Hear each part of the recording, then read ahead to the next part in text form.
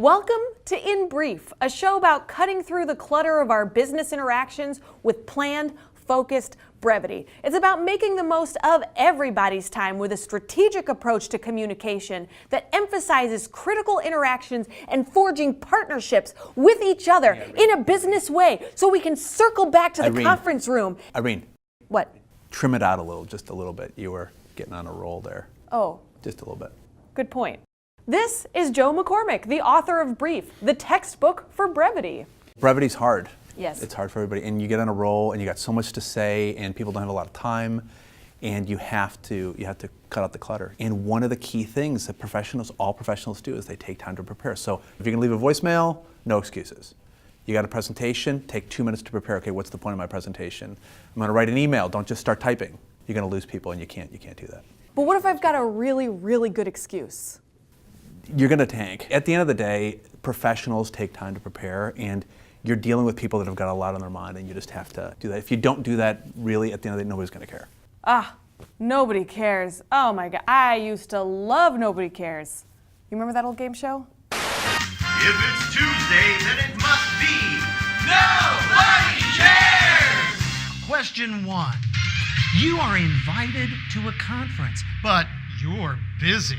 You decide to adopt a "I'll just see who I meet" attitude. What is the most likely outcome of this decision? Is it A, you land the deal of a lifetime? B, you raise the Titanic? C, you don't make any impression on anybody at all?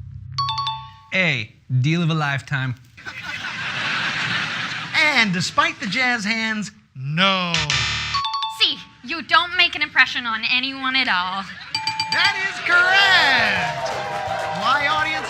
Because nobody cares! Oh my gosh, I love Nobody Cares. What a treat it is to see that show again. So, what's the fix? There is a fix, and the fix is speak in headlines, write outlines. What do you mean by speak in headlines? So when you're talking to people that don't pay attention and are highly inattentive and they're flooded, it's like when you're reading the newspaper. A good headline's going to draw you and read the story. Gotcha. All right, now you're starting to speak my language. Headlines, and the key is outlines. So you go back to like when you're in school, not the traditional outline now, this is like a visual outline. So you draw a mind map. So in the middle is your headline and then the supporting points, and you've organized it in advance. So when it's time for me to consume the information or hear from you, whether it's on a call or an email or a meeting, it's really organized, it's really tight. You've ever read an essay where the person didn't do an outline?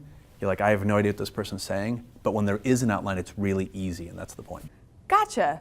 So what is the point?